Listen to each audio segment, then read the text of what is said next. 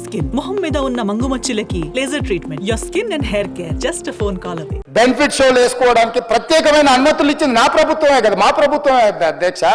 సినీ పరిశ్రమను ప్రోత్సహించాలనే మా విధానం. ప్రోత్సహించే క్రమంలో తెలంగాణ ప్రజల ప్రాణాలు తీసుకుంటే కూడా వాళ్ళని ఏమనొద్దానంటే మీరు లా చేయండి అధ్యక్ష. మరి స్టేట్కు లా అథారిటీ ఉందో లేదో నాకు తెలియదు, కానీ star, film star, super stars or political stars is having some special privilege.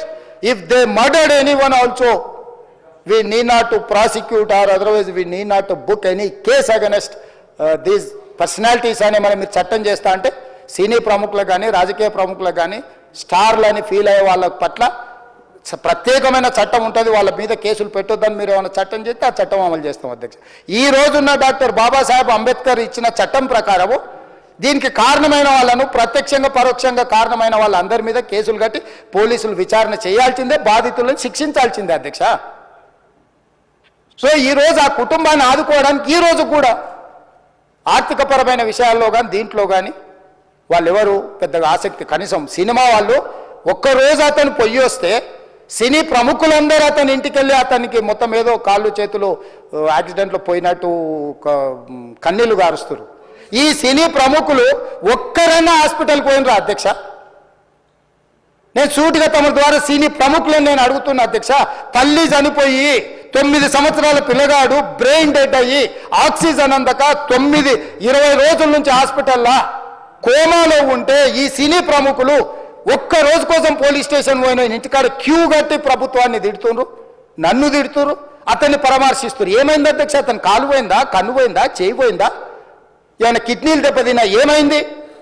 అతన్ని ఇంతమంది సినీ ప్రముఖులు పరామర్శించారు, కలిసిండ్రు, అభినందించారు. కానీ ఆ పిల్లగాన్ని కనీసమన్నా పరామర్శించడానికి సినీ ప్రముఖులు ముందుకు రాలేదంటే సినిమా ఇండస్ట్రీలో ఉన్న ప్రముఖులు ఏం ఆలోచన చేస్తుండ్రో, ఏం కోరుకుంటుండ్రో నాకైతే తెలియదు. అలాంటిది ఇలా 15 రోజులు కూర్చున్న తర్వాత మీరు ఇలా అన్నారంట, మీరు అలా అన్నారంట, కాళ్ళు చేతులు విరిగిపోతే పర్లేదు అన్నారంట అంటే డెఫినెట్లీ చాలా బాధ వేస్తుంది. అందులో ఏంటి ఒక నేషనల్ మీడియా ముందు ఇలా మాట్లాడతాం అనేది నా క్యారెక్టర్ అసాసినేట్ చేశాడు కదా దేశం ముందు.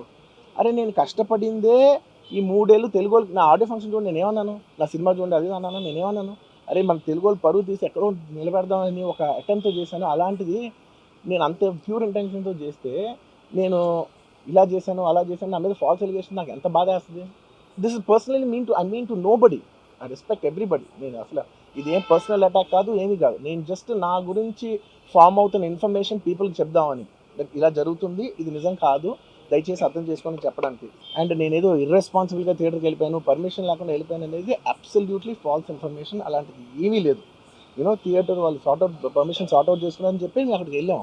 అక్కడికి వెళ్తే పోలీసులే క్లియర్ చేస్తున్నారు అక్కడ. So it is understood that everything is sorted. నేను వాళ్ళ డైరెక్షన్లోనే వెళ్తున్నాను. అండ్ ఏంటి వాళ్ళు ఒకవేళ నిజంగా పర్మిషన్ లేకపోయి ఉంటే చాలాసార్లు వాళ్ళు చెప్తారు, సార్ మీ పర్మిషన్ లేదంటే మేము రెండట్టు వెళ్ళిపోతాం. వాళ్ళే క్లియర్ చేసి ముందుకు రమ్మంటూ ఉంటే పర్మిషన్ ఉందనుకునే కదా మేము ముందుకు వెళ్తూ ఉంటాం in that flow of things. So నేను ఆ మైండ్ స్పేస్లోనే ఉన్నాను. ఇలాంటిది ఒకటి జరిగినప్పుడు ఏదో మీడియా కోసం ఇంకోళ్ళ కోసం నేను సుకుమార్ గారు చాలాసార్లు మాట్లాడుకున్నాం, దానికి మనం ఏం చేయొచ్చు. నేను ఒక మంచి అమౌంట్, పెద్ద అమౌంట్, నువ్వు ఒక అమౌంట్, మైత్రి నుంచి ఒక అమౌంట్ తీసుకుని మనం ఒక ఫిక్స్డ్ డిపాజిట్ ఆ అబ్బాయికి ప్లాన్ చేద్దాం. ఊరికే మనం ఏదో చేతులు దుడిసేస్తాం అలా కాకుండా, మిగతాలో కాకుండా మనం జెన్యున్గా ఏదో చేద్దాం. దాన్ని ఆ అబ్బాయికి ఫిజియోథెరపిస్ట్ పెట్టిద్దాం, ఇలా చేద్దాం అలా చేద్దాం, ఎన్నో విషయాలు మాట్లాడుకున్నాం. అంత మాట్లాడుకున్న తర్వాత నేను కేరింగ్గా లేను సార్, ఎలా ఉంటాం sir? I have the same age kid. నా కిడ్కి ఎలా అయిందంటే నేను అలాగే ఫీల్ అవుతాను కదా. I not a father? Because of an unfortunate incident we had to come back. ఆ తర్వాత ఒక తండ్రిగా నాకు ఇంత పెద్ద సినిమా తీసిన అతను లాస్ట్ 2 వీక్స్గా ఈ గార్డెన్లో మూల కూర్చొని ఉంటున్నాడు.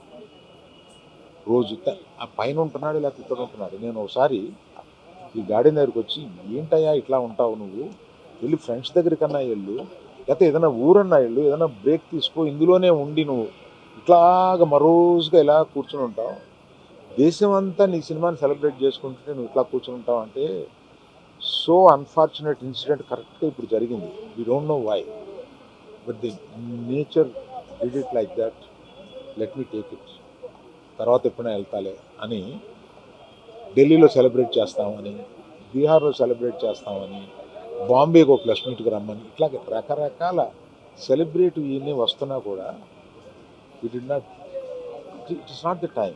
ఇట్ ఈస్ ఒక ఫ్యామిలీ, అందులో తన అభిమానుల ఫ్యామిలీలో అయిపోయినందువల్ల అతను చూస్తుంటే నాకే కడుపు తరుపుకుంటుంది. మేము ఎటువంటి మనుషులు అనేది పబ్లిక్ మీకు తెలుసు, మీరు చూస్తున్నారు, మమ్మల్ని అందరినీ చూస్తున్నారు. మేము మీ కళ్ళ నుంచి ఎవరూ తప్పించుకోలేము. అటువంటిది ఇటువంటి ఒక ఫాల్స్ ఇన్ఫర్మేషన్ తోటి ఒకరు మాట్లాడుతుంటే అది బాధేసింది వాళ్ళు చూస్తే. కనుక ఈ క్లారిఫికేషన్ ఇవ్వాలని అతను అన్నప్పుడు తప్పనిసరిగా ఈ క్లారిఫికేషన్లో లీగల్ అబ్జెక్షన్స్ ఏమైనా ఉన్నాయని కనుక్కొని లేవని తెలిసిన తర్వాత ఈ క్లారిఫికేషన్ ఇచ్చారు. అల్లు అర్జున్ వ్యవహారం దాని మీద కూడా మాట్లాడింది ముఖ్యమంత్రి. ఇవాళ మాకు మైక్ అడిగితే ఇయ్యడు, ఎందుకంత భయమే మాకు మైక్ అడగడానికి? సరే, దాన్ని మేమేమి సమర్థించలే. అక్కడ ఒక మహిళ చనిపోవడం అది బాధాకరం, విచారకరం. దాన్ని కూడా బీఆర్ఎస్ పార్టీ ఖండిస్తూ ఉంది. నువ్వు ఇంత మాట్లాడుతున్నావు కదా, మరి చట్టం ఇవాళ కాంగ్రెస్ పార్టీకో రేవంత్ రెడ్డికి చుట్టమైందా?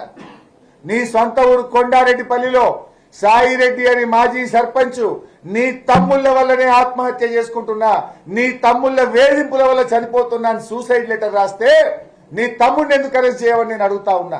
నీ తమ్ముడికో రూలు, ప్రజలకో రూల్ ఉంటుందా? నీ తమ్ముడిని ఎందుకు అరెస్ట్ చేయలేను? నీ తమ్ముడి విషయంలో కాంగ్రెస్ పార్టీకి నీ తమ్ముడికి నువ్వు ముఖ్యమంత్రి ఉన్నావు కనుక చట్టం చుట్టమైందా?